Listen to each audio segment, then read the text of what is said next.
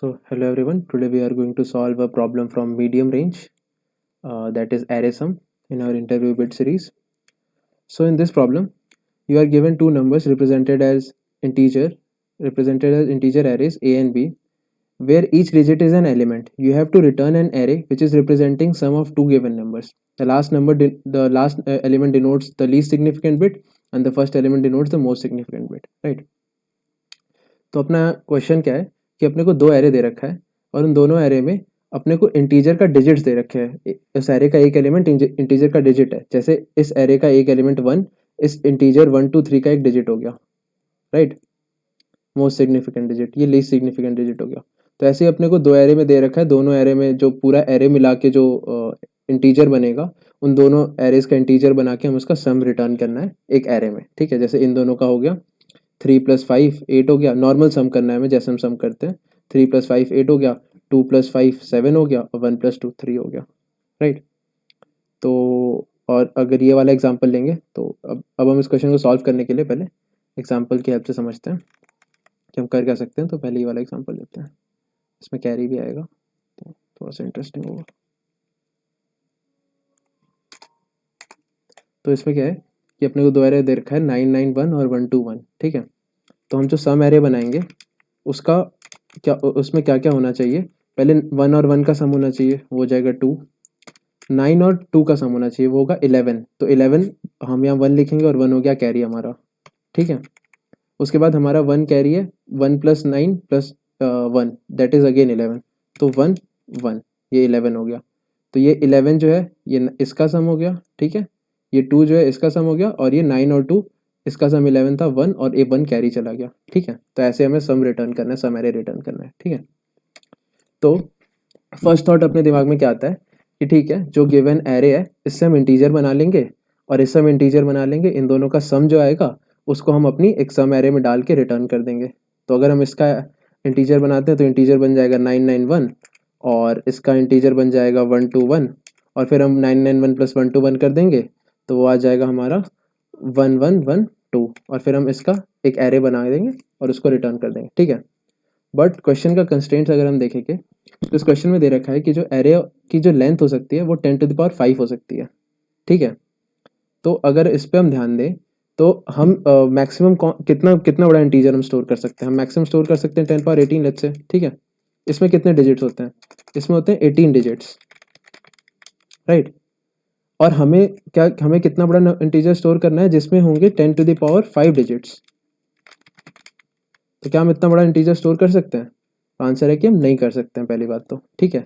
तो यहाँ पे हमारा वो पहला वाला अप्रोच खत्म हो गया कि हम इंटीजर बना लेंगे, क्योंकि हम इंटीजर बना ही नहीं पाएंगे।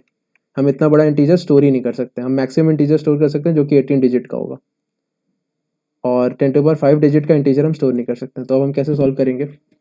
तो अब हमें क्या करना पड़ेगा कि हमें इसको एरे में ही सॉल्व करना पड़ेगा। जैसे एरे का हमने लास्ट एलिमेंट लिया, हमने इन दोनों एलिमेंट्स का सम निकाला, ठीक है, वो आ गया 2। उसके बाद हमने एक और एरे में स्टोर करना है, इसको स्टार्ट कर दिया, ठीक है। लेट्स से एक आंसर एरे हमने बनाई जिसमें हमने 2 डाल दिया, ठीक है। फिर हम गए 9 और एक कैरी वेरिएबल भी हम रखेंगे साथ में, ठीक है। तो पहले कैरी वेरिएबल 0 होगा, तो 1 और 1 जब ऐड होगा तो आएगा 2 आंसर, और कैरी वेरिएबल 0 हो गया, ठीक है। उसके बाद 9 और 2 जब ऐड होगा तो 11 आएगा। तो 11 का हम जो लीस्ट सिग्निफिकेंट डिजिट होगा वो हम रख लेंगे, और जो बचेगा वो हम कैरी में डाल देंगे, तो अब कैरी हमारा 1 हो जाएगा, ठीक है। उसके बाद हम 9 और 1 का ऐड करने जाएंगे, 9 और 1 10 होगा, और एक कैरी हमारी थी, तो 10 + 1 11 हो जाएगा। तो ये सिंस ये आखिरी डिजिट है, राइट, तो हम इसको पहले डाल लेंगे। मान लो 11 हमने डाल लिया, 11 का भी हमने एक निकाल लिया और एक हमारी कैरी बच गई, और फिर एंड में जो हमारी कैरी बचेगी उसको हम अलग से डाल देंगे। तो ये जो आंसर आया हमारा, इसको हमें रिवर्स करना पड़ेगा, तब हमारा फाइनल आंसर आएगा। हम रिवर्स कर देंगे 1 1 1 2, और यही आंसर होगा इसका 1 1 1 2, ठीक है। अब इसको एक बड़े एग्जांपल से समझते हैं। इस एग्जांपल में अच्छा ये भी अपने को गिवन नहीं है कि दोनों एरे का साइज सेम होगा, राइट, दोनों एरे का साइज डिफरेंट हो सकता है। तो मान लो पहला एरे था 5 साइज का और दूसरा एरे था 2 साइज का, ठीक है। तो हमने क्या करना है कि हमें तो जो सम करना है वो इसको इधर ही मान के करना होगा, है ना, ये नंबर तो यही है, ठीक।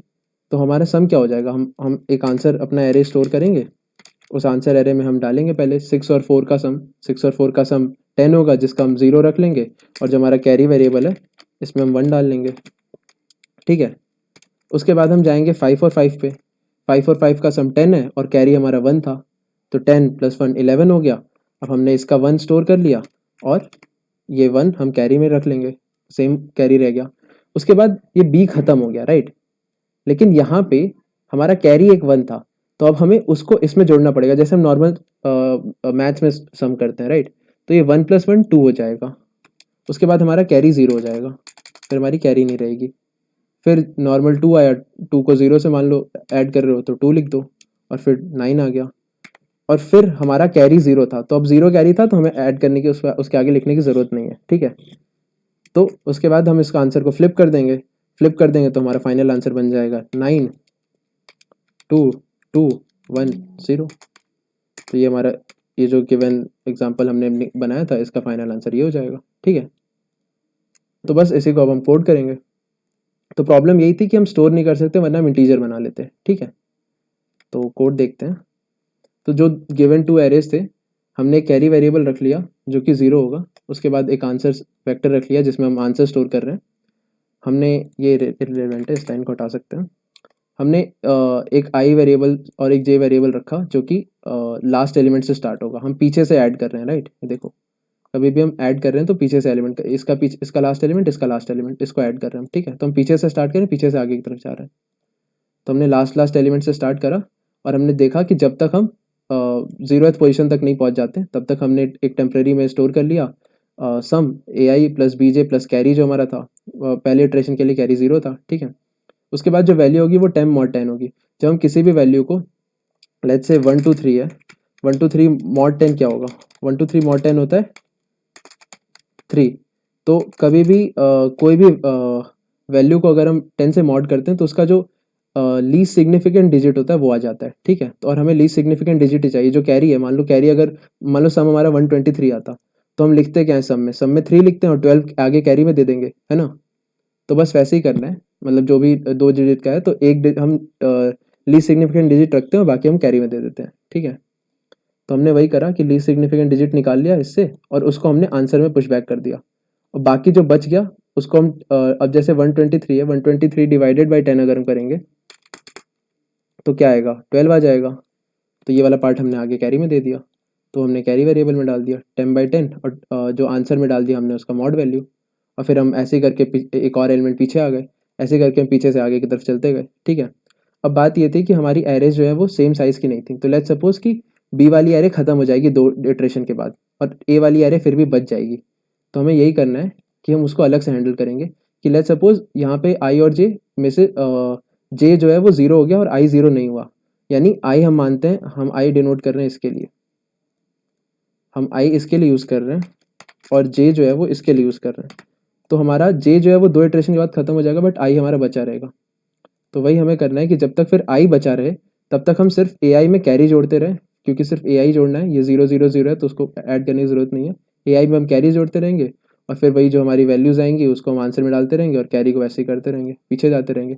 और लेट्स सपोज हमारा आई खत्म नहीं होता, हमारा जे खत्म होता, इन दोनों में से कोई एक ही चीज़ चलेगी, ठीक है। तो जब तक हमारा जे खत्म नहीं होगा तब तक हम बी वाले एरे में से एलिमेंट्स उठा के उसको जोड़ते रहेंगे कैरी में, ठीक है। उसके बाद एंड में जो भी हमारी कैरी बच जाती है उसको हम अलग से निकालेंगे। लेट्स से हमारी कैरी एंड में बच जाती 144, ठीक है। तो अब 144 को भी हमें अपना एरे में जो आंसर फाइनल है उसमें डालना पड़ेगा। जैसे इस वाले क्वेश्चन में क्या बच गया था, इस वाले क्वेश्चन में एंड में कैरी 11 बच गई थी, ठीक है। तो हमने 11 में से 1 को तो आंसर 1 डाल दिया था, बट जो 1 एंड में बच गया था उसको भी हमने बाद में डाला था, तभी ये 3 1 आया था यहाँ पे, राइट। यहाँ तक के सम का हो गया था 2 1 1, ठीक है, और 1 कैरी बच गया था। तो वो हम जो कैरी बाद में डाल रहे हैं वो ये वाला काम कर रहा है कि अगर इफ कैरी अगर बच जाती है तो जब तक कैरी है तब तक हम उसका लीस्ट सिग्निफिकेंट डिजिट निकालेंगे और उसको कैरी डिवाइडेड बाई 10 करते रहेंगे, और फिर एंड में हमने आंसर को रिवर्स करना है, रिवर्स करके हमको वेक्टर को रिटर्न करना है, ठीक है। इसको हम टेस्ट कर लेते हैं, सबमिट कर लेते हैं।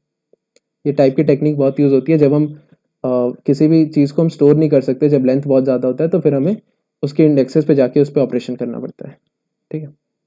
Thank you.